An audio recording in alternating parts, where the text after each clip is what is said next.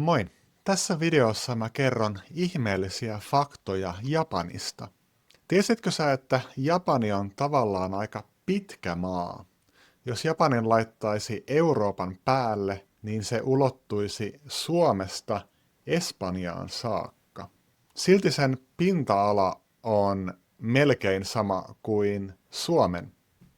Eli pinta-alaltaan Japani ei ole kovin suuri maa.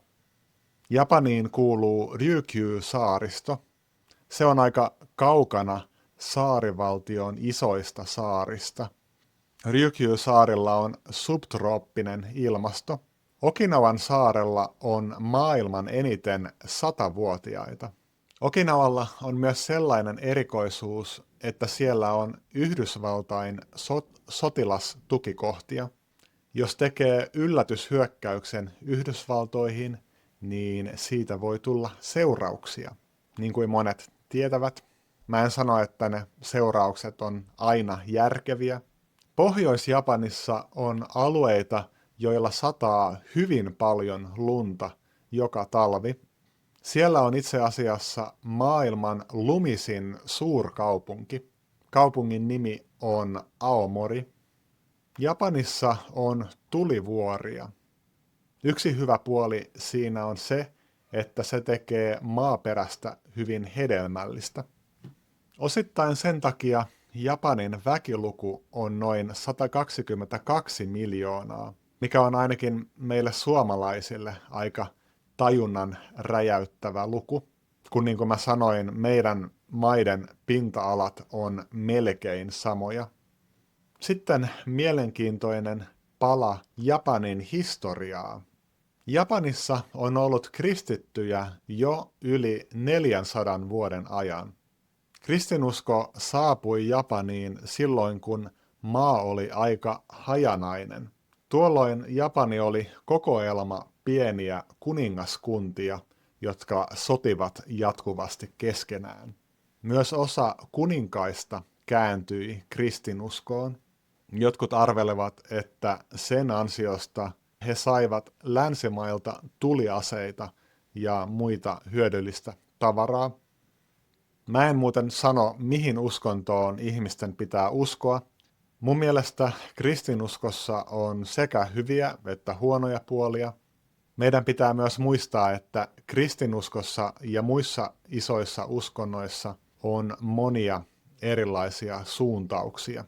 Mutta jos palataan Japanin historiaan, niin aluksi kristinusko oli sallittua Japanissa, mutta myöhemmin Japanin yhdistäjät Toyotomi Hideyoshi ja Ieyasu Tokugawa kielsivät kristinuskon, ja se pysyi kiellettynä yli 200 vuoden ajan.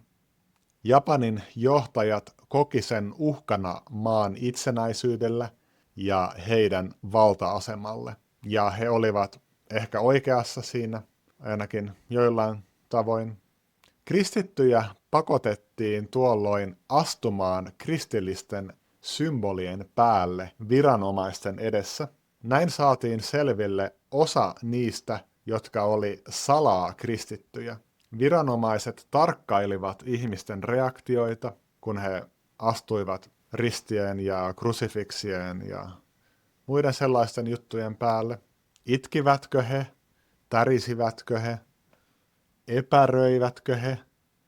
Yrittikö he hypätä varovasti kuvan yli, koskematta kuvaa?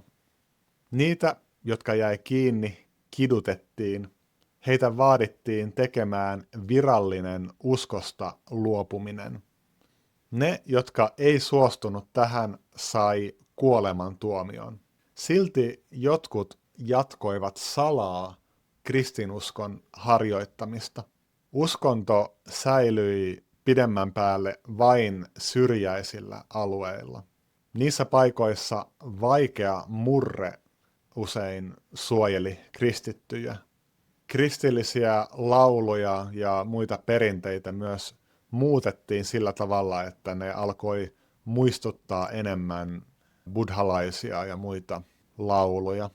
Näissä paikoissa salainen kristinusko alkoi muuttua vähitellen. Kristillisten tekstien ja esineiden säilyttäminen ei ollut enää turvallista. Niinpä ne ei enää juurikaan tukenut uskonnon oppeja.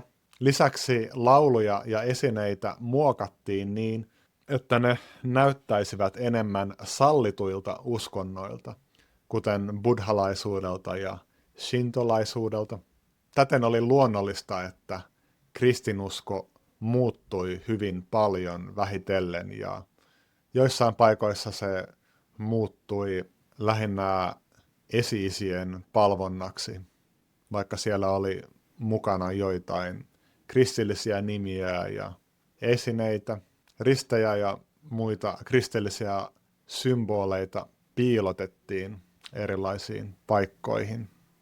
Tämän sisällissodan jälkeen Tokugawa-kaudella ulkomaalaiset ei saanut tulla Japaniin.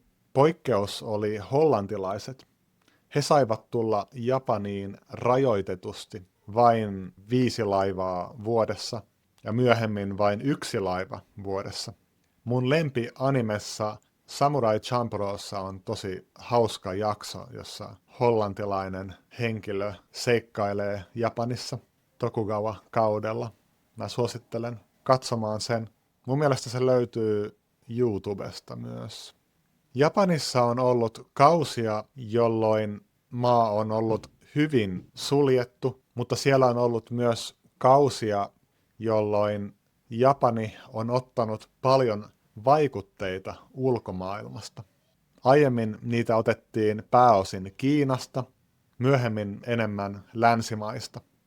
Myös se, että kyseessä on saarivaltio, on usein hidastanut vaikutteiden saapumista. Niinpä Japanissa on kehittynyt monenlaisia kauniita ja omalaatuisia taidemuotoja.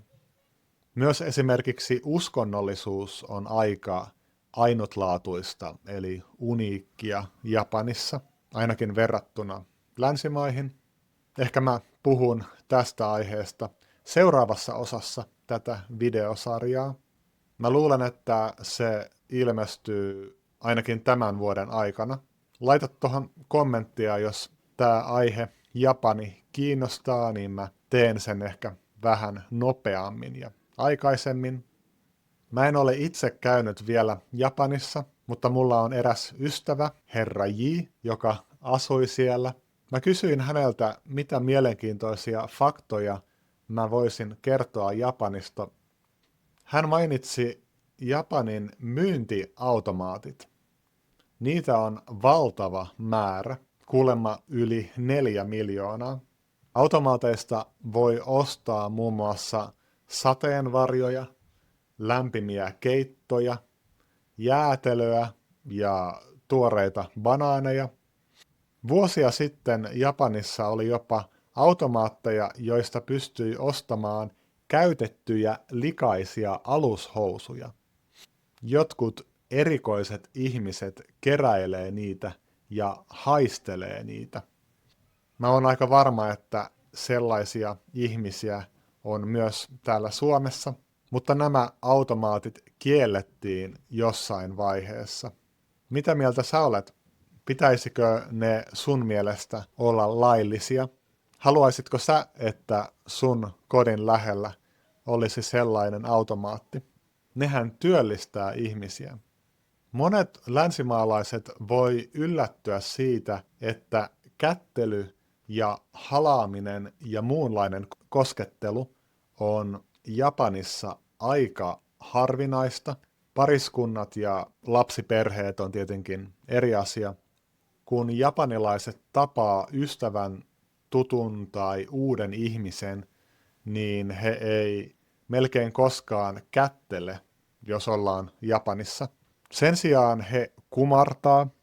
Kun mä olin vaihto-oppilas Uudessa-Seelannissa, niin samassa talossa asui myös eräs japanilainen vaihtari.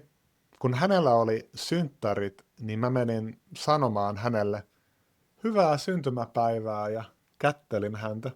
Hän katsoi hieman hämmentyneenä mun kättä ja sitten hitaasti antoi hänen käden. Ja se käsi oli lötkö kuin kuollut kala, niin kuin meillä on tapana sanoa.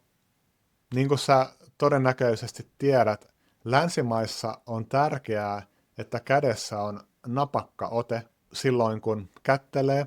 Ei liian luja, mutta ei liian lötkö. Se antaa hyvän vaikutelman ihmisestä. Tai se on ainakin yksi osa hyvää ensivaikutelmaa. Mä muistan, että eräs japanilainen tubettaja sanoi, että ystävien halaaminen on yleistymässä Japanissa. Mun muistaakseni se oli Miki's Real Japanese. Mä en tiedä, onko se totta. Myös täällä Suomessa halaaminen oli ennen suht harvinaista, mutta siitä on tullut vähitellen aika yleistä, ainakin täällä Helsingissä. Vielä muutama sana kumartelusta. Japanissa on käytössä erilaisia kumarruksia. Pienempi kumarrus tehdään esimerkiksi silloin, kun tapaa ensi kertaa jonkun suunnilleen samanikäisen tai nuoremman ihmisen. Mä olen huomannut, että kun japanilaiset tapaa vanhempia ihmisiä ekaa kertaa, esim. Jos mun japanilaiset kaverit tapaa ekaa kertaa mun isää tai äitiä, niin he tekee syvemmän kumarruksen. Jos he on mokannut heidän mielestä pahasti, niin he tekee silloin myös hyvin syvän kumarruksen, melkein 90 astetta. Mä olen nähnyt tämän kerran, vaikka mun mielestä se ei ollut mikään iso juttu, iso moka. Tavallaan kumarrukset olisi kivoja myös täällä, koska mä olen huomannut, että merkittävä määrä ihmisiä ei pese käsiään vessan jälkeen, ja he yskii tai aivastaa suoraan heidän käsiinsä. Herrasmies yskii tai aivastaa käsivarteen tai nenäliinaan. Mutta on kättelyssä ja halaamisessa omat hyvät puolensa. Kumpaa sä tekisit mieluummin? Mitä faktoja Japanista sä olisit maininnut? Myös muut kommentit on hyvin tervetulleita. Ne auttaa tätä videota näkymään muille ihmisille enemmän YouTubessa. Myös tykkäykset ja jakamiset on hyvin hyödyllisiä tälle kanavalle. Sulle ne on vain muutama klikkausta, mutta tälle kanavalle se merkitsee tosi paljon. Nähdään taas. Moi moi!